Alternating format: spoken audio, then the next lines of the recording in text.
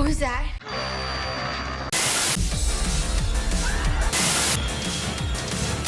Everybody's a suspect!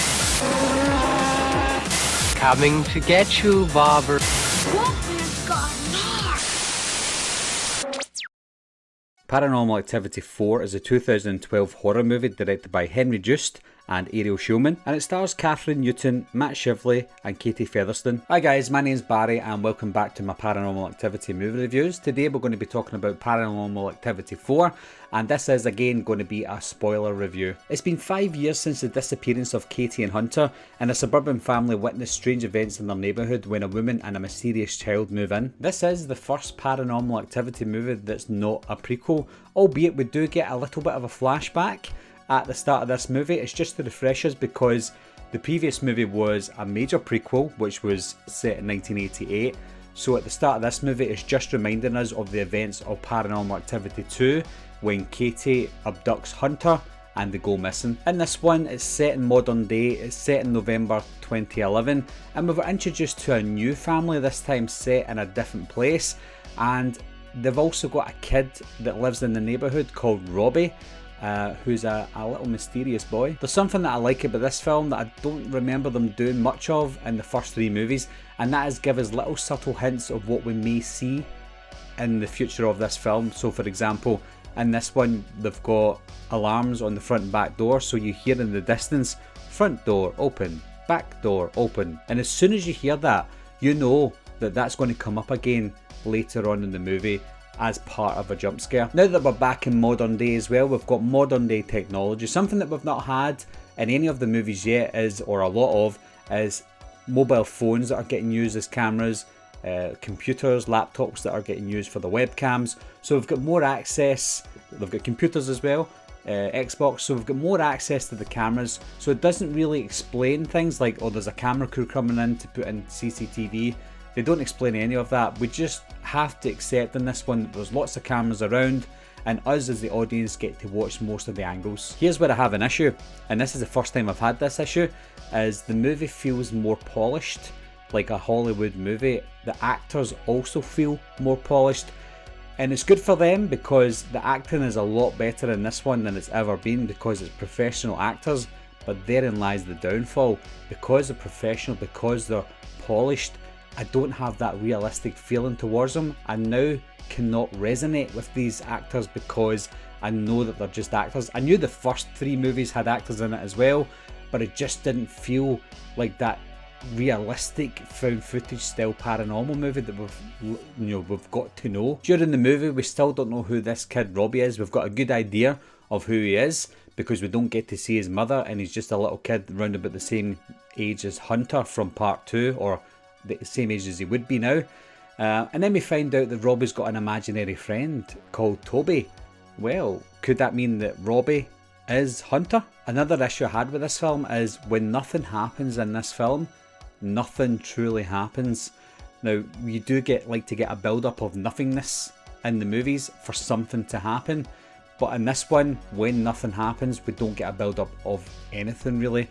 And this is one of the shorter movies in the franchise as well, and it's almost like they're trying to bulk it up with nothingness. So I think maybe 3/4 of the movie was just nothing happening, and when nothing was happening it didn't mean anything for us either. For the first time as well, the jump scares felt pointless. We had a lot of jump scares, a lot of pointless ones that again had no meaning to them.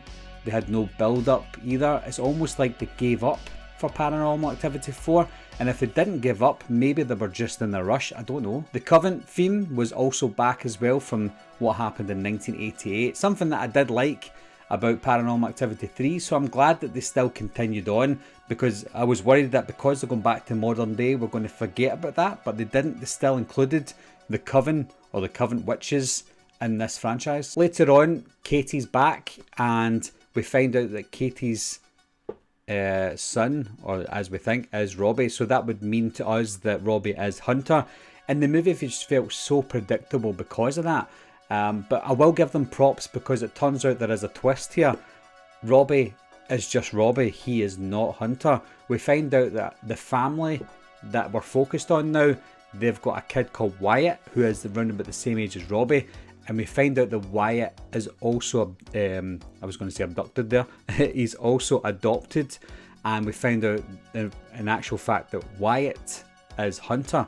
So that is a twist in the film, but there's something about the twist that didn't make sense. So where there is good, there's also bad. Now, we find out that he's Hunter now, and we're like, oh wow, he's Hunter, but then we see Katie coming back to get him. Why? Why did she give him away in the first place? I'm sure there's some sort of reason for it, but they didn't explain it in the film. She gave him away, and then she has to try and get him back. What is the point in that? She maybe sent him out in the hope that he'll grow up, remember her, and they can take the family that he's with. I don't know. It just felt a little bit confusing to me, and realistically this is probably what happened. The reason that they do it that way is because they just wanted to give us a twist that Wyatt was Hunter. I was also disappointed in the ending, and it felt like they tried to again copy the ending from all of the first three movies, with the witch covenant that we got at the end of this one, as well as what happened at the end of part 1 and 2. But this time the ending just happened. It's almost like they copied what they'd done in the first three movies with no purpose and no reason, and that was it. It was just maybe a little bit more prolonged than the first three movies with their endings. Those endings in the first three movies were quick and snappy, and you got a fright and you got surprised, whereas in this one they used the same ideas from the first three movies, gave us it again, but just prolonged it without any rhyme or reason. And when I watched it I was like, oh, okay, I've seen that before. Now, it's not all doom and gloom for Paranormal Activity 4. Overall, I think it's a good film, and it's a film I have watched a couple of times, and obviously for this review, and it's a film I will watch in the future. I just don't love it, and sometimes I find myself fading out of the movie. I think maybe when watching it in the future, the only reason I would go back to it is if there's another Paranormal Activity movie coming out in the future again, or I'm watching it with someone who's watching it for the first time. It's not a terrible movie, but it's not a great movie. So what are your guys' thoughts on Paranormal Activity 4? Were you as disappointed in this movie as I was? Because I know that this is considered one of the worst ones in the franchise to this point, but I know there are some fans of it as well. It's obviously got big names attached to this as well. You got Christopher Landon, who's done the screenplay for it, and he obviously teamed up with Kathryn Newton again in Freaky. So it's got some heavy hitters for this one. I just felt like it didn't work. But anyway guys, as always, leave your comments down below, and I'll talk to you soon. Bye bye.